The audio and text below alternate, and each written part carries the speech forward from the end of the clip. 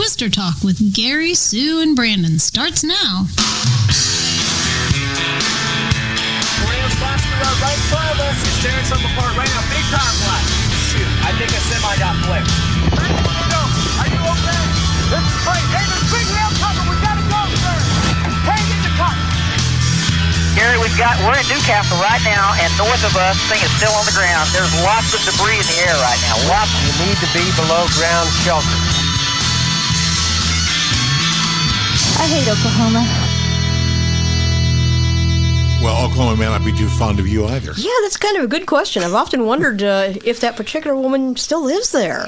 It wouldn't be interesting to know. Yeah, it really would be interesting because you just kind of want. She moved there and there was a tornado. Yeah, and there was a tornado. And she didn't want to live there no more. Shocker, right? Shocker. Yeah, it's like living in Florida and going, hurricane? What? Wait, what? It's like, dude. Anyway, it's a Twister Talk. I'm Gary. I'm Sue. Oh, man, what a week. It's been crazy. Last month has been nuts. Yeah, but, I'm kind of ready for the fires to be over because, we're getting up on tornado season, Gary. Yeah, we're cranking it up. In fact, there could be some late next week. There could be, but today we're going to start off with the fires. Because finally, the good news is they are really getting these things contained, and rain has entered the picture. Yes. So much needed rain. Oh, it's incredible. So anyway, we'll take a look at the L.A. County Fire Department. Boy, they've done a great job keeping everybody updated on this. And of course, yeoman's work. I'm a big fan of the L.A. County Fire Department and have been since they had a couple of paramedics named Gage and DeSoto working for them. That's right. Yeah. Emergency. Yeah. Squad 51, Squad 51. That was the best possible advertising it really for the was. Los Angeles County Fire Department. I tell you. Anyway, taking a look at the update today from the L.A. County Fire Department. This was from this morning. The Hughes fire, which is that was the one that started late last week because of the that's the most recent crazy one. weather. 90% contained. That's wonderful. Yes. And Eaton 95%. And Palisades, if I'm right, Palisades was the biggest one. That's the big one. That's the big one, and they're 87% contained. That's great. Yeah, they're well on the way to getting all of those controlled and out. Thank God. Yeah. And I think the rain will help a lot. Yeah, it will. By the way, we do have some listeners out in that area. Of course, you may know, and we'll post on Facebook anyway. Make sure you check with the lacounty.gov/emergency for the latest updates and anything else you need to know about what's happening with everything. There are still some people just starting to be let back into where they were because of the fires and everything. But for the most part, everybody's been able to get back to their homes, get what they need. It's still, I guess I read a couple of stories. There's still some issues about some of the toxicity, but that is kind of getting taken care of. Yeah, I think the rain will help a lot with that. But until it rains, I think if you're going into the fire zones, it's probably not a bad idea to wear a really good mask because there's stuff in that dust and ash you do not want to breathe. Absolutely. And that will come back to haunt you in a few months or a few years down the road. You have to be really careful. But the good news is, like you said, that rain has moved into California, Southern California now. Just real quickly, and latest satellite observed data show that low pressure center over Central California, which is poised to continue moving southward through the remainder of the period with latest guidance consensus. What that basically means is showers and thunderstorms are going to be like the next few days in LA and the county surrounding it. And when you're looking at that, it does warn you about being prepared for some mud and debris areas. Yes. So. Unfortunately, with the rain comes the rainbow or the mudslide in California, and Los Angeles County is indeed telling you to please be aware. There are locations you can get sandbags. You have to stay informed about flood and any flash flood watches and advisories. Stay away from flood channels, catch basins, canyons, anything like that. They're vulnerable to floods and they're vulnerable to flash floods. Make sure you avoid flooded areas. Never enter moving water on either foot or in a vehicle.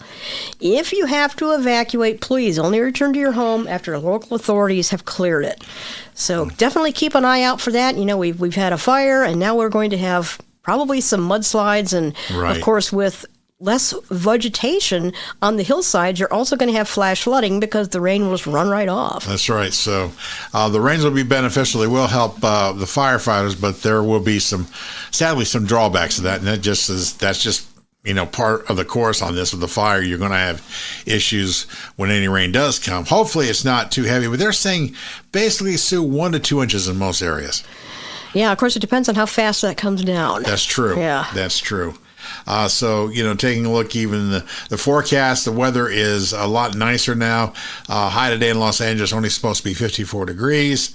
Low tonight 44. So not bad, and winds only about 5 to 10 miles an hour. So. Yeah, that helps a lot also. Big deal. Yeah. So we'll see, 1 to 2 inches of rain, and not outside the possibility. So, the rain is out of there basically by Monday night into Tuesday. That's good. Tuesday back to sunshine. There could be another chance of showers late in the week. Again, that's way too far out to knock that down. But Sue, it's just been a wild month with the fires and it really and has been, and of course the crazy weather down south. Yeah, oh man, we were. It's just total madness everywhere. Really, and if you've seen pictures all over the place of snow on the beaches of Pensacola, Florida, like that. What?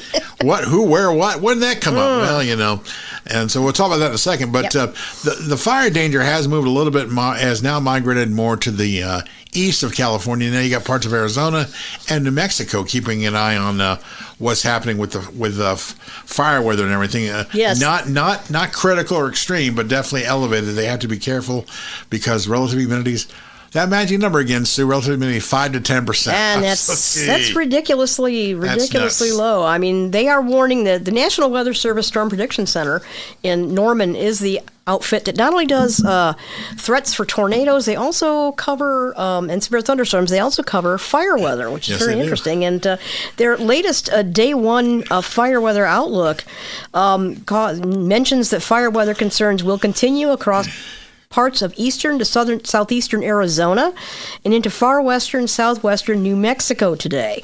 As Gary mentioned, the humidity very low. And of course, wind gusts also. They're looking at the potential of wind gusts between 25 and 35 miles an hour. And the trouble with that is if something does get lit, and it can get lit by almost anything, right. Lightning strike, somebody careless with their outdoor burning, whatever, electricity failures, it's dangerous.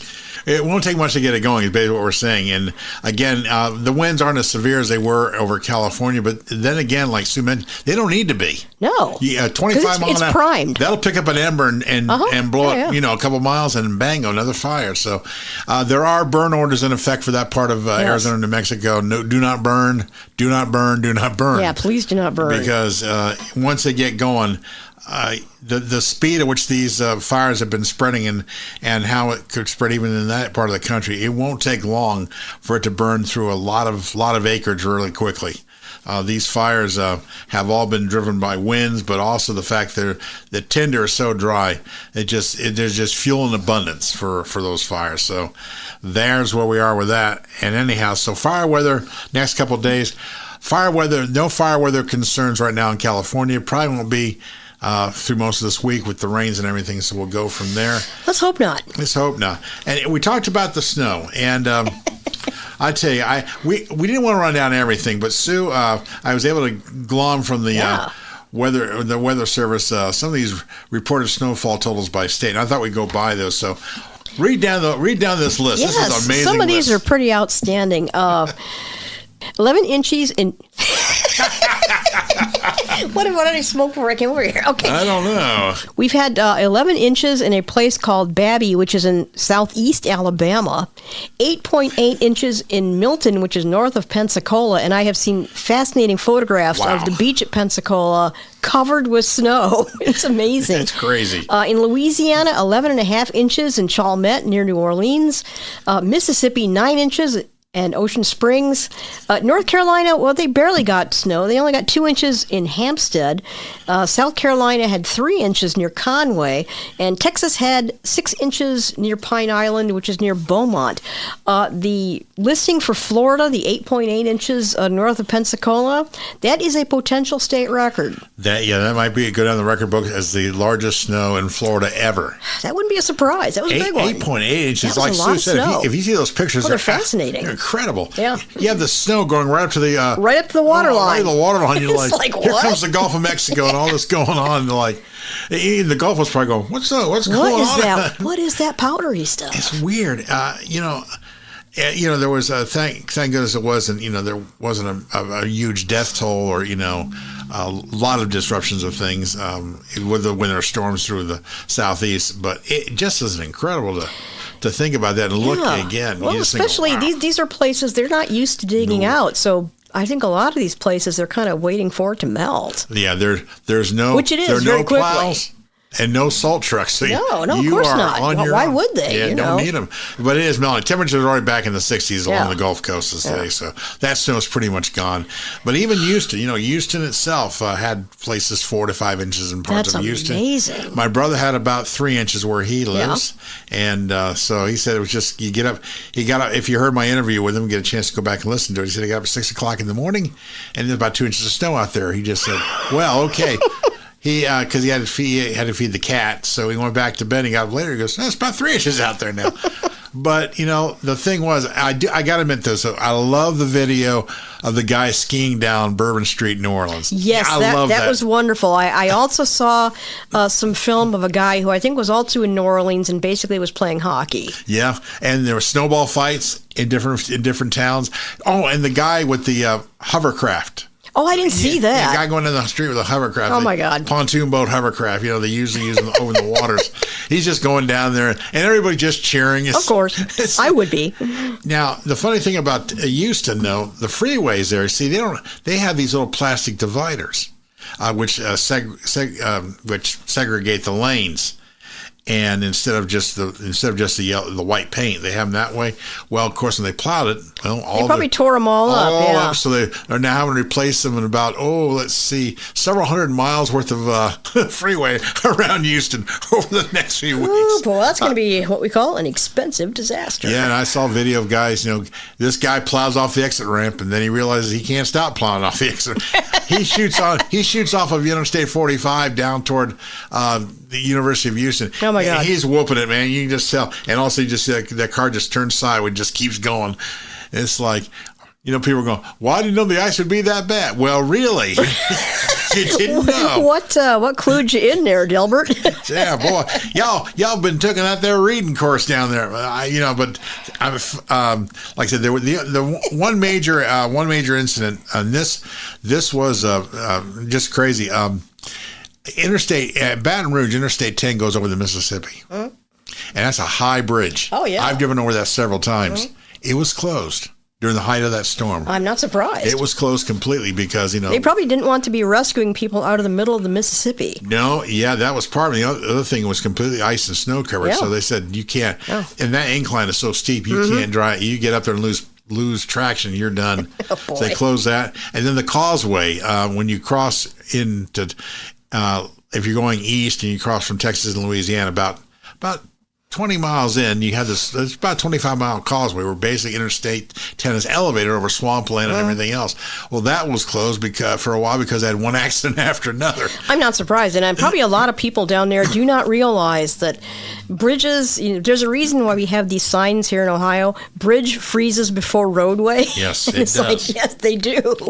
And that elevated roadway froze really well. It did. Yeah, it was amazing. It was a mess. But again, Sue, I know we've talked about this before, but you get up to Tuscaloosa and Birmingham, nothing. Yeah, nothing. Yeah, yeah. Just nothing. Yeah. It was right within 50 miles of the coast. As weather geeks, that just fascinates us. Yeah. Like, wow, that's the demarcation line. But Brandon, it didn't meander like you thought it would. So. But anyway, and Brandon's area got about 2 inches of snow. Okay. There. Not much, he said, but originally they said no snow for that area. Yeah. Then they said, no, there's snow now. Because that was the interesting thing about this winter storm is when it first peaked up, they said, maybe 3 or 4 inches in places with, 8, 10 inches of snow, way above the forecast. And so that was... it overperformed big time. Yeah, it did overperform, and I think it kind of caught people off guard. I did read a couple of articles by... I think somebody on one of the weather pages was talking about the fact that they were thought it could be that bad, but they were going to just wake off and see if it wasn't. Then they realized they got to update the forecast because it was going to be that bad. Well, if you say, if I told you, hey, Sue, 11 inches tomorrow in Babby, Southeast Alabama, and you go, yeah, right. You would. I mean, I would have. Well, and then if it didn't happen, be like, well, look at the weather forecasters. They're idiots. Yeah, but it did happen. They're going, well, they're still idiots. Why? Because they should have sent a shovel or something. Yeah. Why don't we have any salt? There's a salt. Where's the? Come on, can't get a snow shovel. And I heard one guy on TV going, I had to get my winter coat out. I hadn't worn my winter coat in 3 years. I had to dig it out. It's like, that was torturous. You had to. That was absolutely torturous. Good heavens. I had to get a pair of gloves on, too. My gosh. It's like, where are we? North Dakota? No. By the way, North Dakota and International Falls last week, they both, International Falls hit 25 below zero, actual air temperature, and I think Minot was minus 23 or something. So it gets damn cold up there. Yeah, it does. And fortunately, it lifted out of here, and our cold weather wasn't as serious as up there, obviously. It was still pretty cold, though. It was pretty cold. It's a lot nicer today. So that's what's going on there. So we had potential state record in Pensacola. My guess is that probably will be a state record. It would not surprise me. 8.8 inches of snow in Florida is crazy. It's just nuts. 2 inches of snow in Florida is a dusting of snow. God, a dusting of snow, and they freak out. Oh, yeah. And they had freezing temperatures up in the northern part of the state, too. So I saw pictures of orange trees just covered in snow. I'm going, ooh. Yeah. That might actually help, though. It might actually help because one of the things that they do in the citrus industry is if there is going to be a freeze, they go out and they spray the fruit so it gets like a icy shell on it, and that actually protects it. Yeah, it does. That's incredible. Well, so there is an update on the weather, and thankfully it's going to be quiet this week. That's it. So, and I think that's it for us. I think we're done on this episode. Yeah. So you've been updated on the fires, the snows. We can now just kind of go out of here. Yeah. So for Twisted Talk, I'm Gary. I'm Sue. And like they said, we'll catch you on the backside. That's right.